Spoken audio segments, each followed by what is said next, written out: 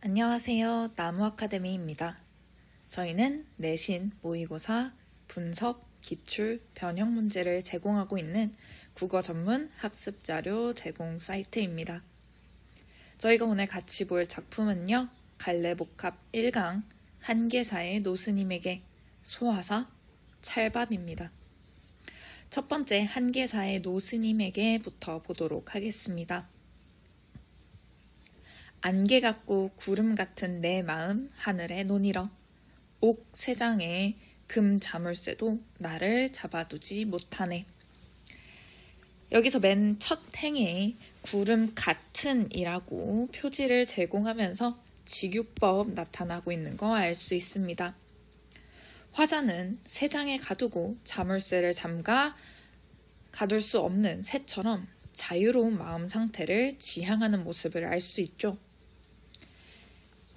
나 평소 원결을 본받아 한계로 떠나 허랑한 서생이라 불리고 싶었네.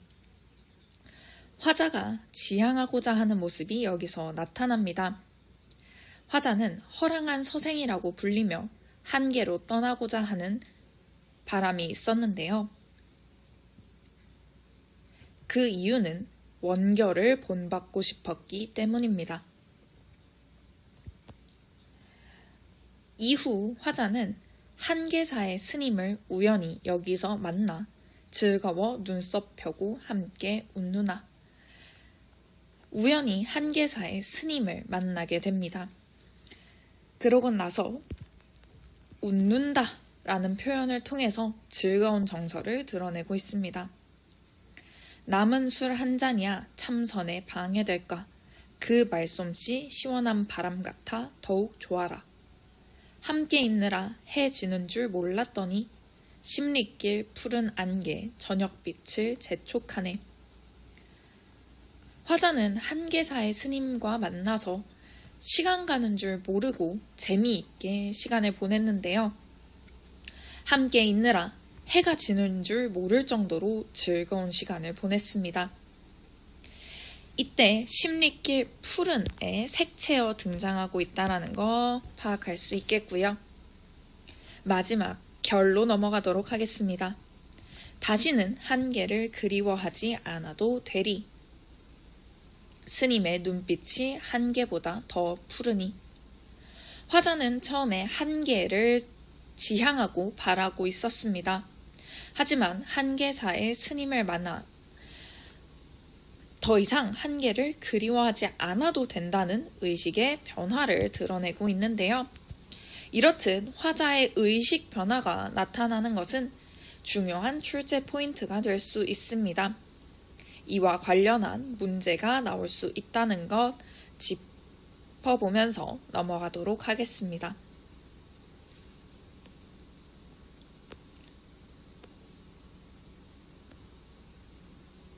다음으로 소화사입니다.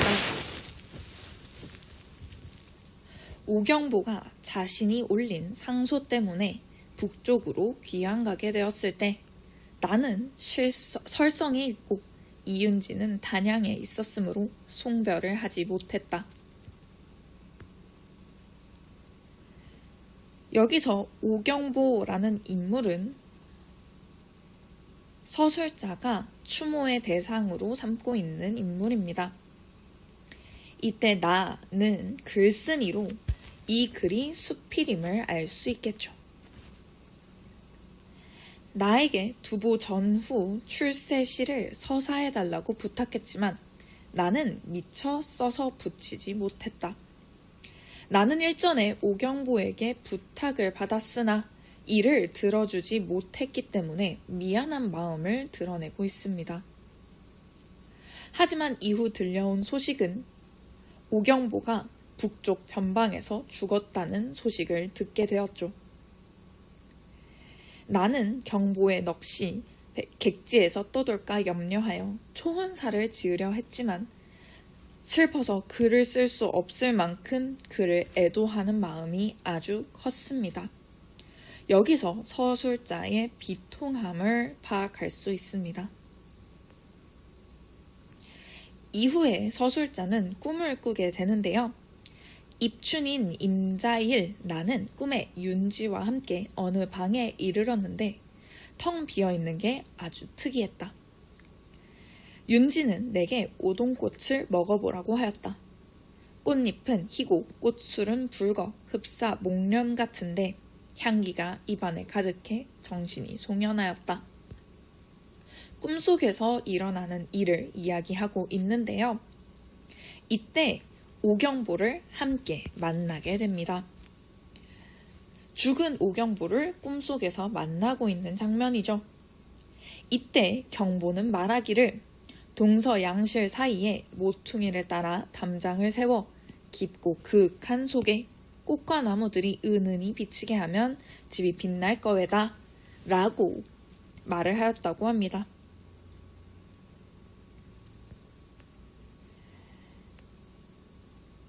그러자 나는 그대는 형제가 없어 항상 외롭게 지내니 관사를 더 그대의 친척과 친구들을 거처하게 하되 동서로 서로 바라볼 수 있게 해 가운데를 막지 말구려 라고 했더니 윤지는 내 말에 찬성했다 라고 이야기합니다.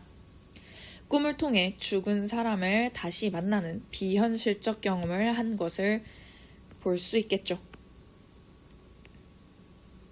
깨어나 보니 담장을 세운다는 것은 그 뜻이 상서롭지 못했다. 담장을 세운다는 것에서 좋지 않은 일이 일어날 것이다 라고 생각하는 모습이 드러납니다.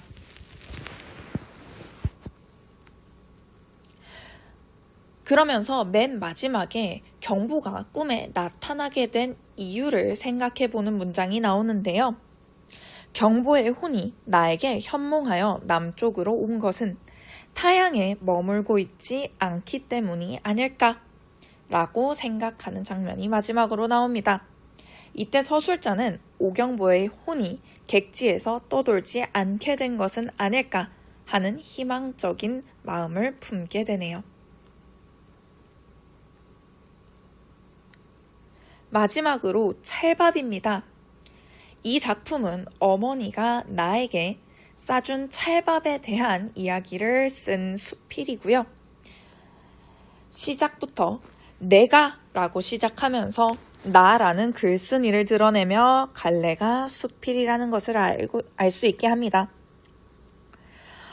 화자의 어머니는 새벽같이 숯불을 피워 찰밥을 지어 싸주시고 사과 하나 못 싸주는 것을 몹시 안타까워 하셨습니다. 서술자는 가난한 삶을 살고 있지만 어머니는 그 가난한 삶 속에서도 아이들에게 최선을 다하는 모습을 확인할 수 있겠네요. 여기서 이것은 어린 시절 소풍을 가는 화자에게 어머니가 싸주셨던 찰밥을 이야기하는 거죠. 서술자는 이 어머니의 애정어린 선물, 즉 찰밥이 어린 나에게 커다란 격려와 힘이 되었다라고 표현합니다. 하지만 지금 생각해보면 이 찰밥의 기억은 남아있지만 그 어머니가 없다는 것에 슬퍼하고 있는 모습도 나타납니다. 어머니는 새벽녘에 손수 숯불을 불어가며 찰밥을 싸주고 기대하며 기다리던 그 아들에게서 과연 무엇을 얻으셨던가? 그는 매일매일 그래도 당신 아들만이 무엇인가 남다른 출세를 하리라고 믿고 그의 구차한 여생을 한 줄기 희망으로 살아왔건만 그의 아들은 좀처럼 출세하지 않았다. 서술자가 스스로 어머니가 어떤 기대를 품으셨을지 질문하고 그에 대한 답을 내리고 있는 장면이죠.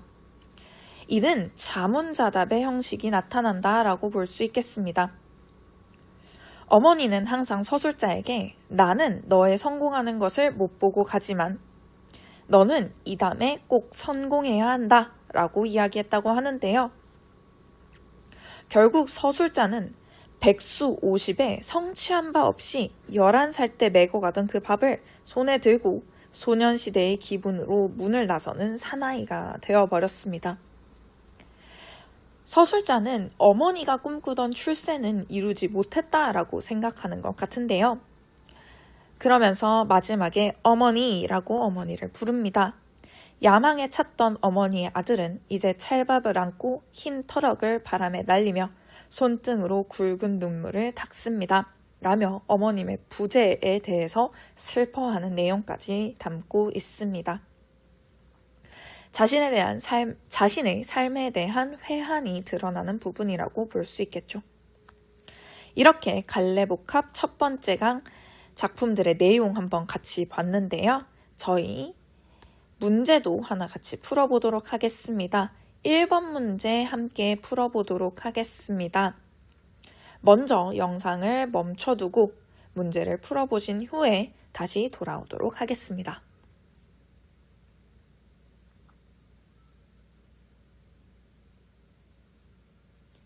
문제 풀어보셨나요?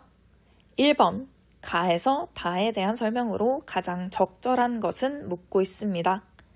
답은 4번, 나, 다는 모두 대상에 대한 화자의 슬픔이 드러나고 있다 였는데요. 나는 죽은 오경보에 대한 화자의 슬픔을 이야기하고 있고요. 다에서는 돌아가신 어머니에 대한 화자의 슬픔이 나타나고 있으므로 적절하다라고 볼 수 있겠네요. 이렇게 1번의 답 4번이라는 것까지 확인한 뒤 저희는 다음 작품으로 넘어가 보도록 하겠습니다. 지금까지 보신 모든 자료는 저희 나무 아카데미 홈페이지에서 확인하실 수 있습니다. 지금까지 나무 아카데미였습니다. 감사합니다.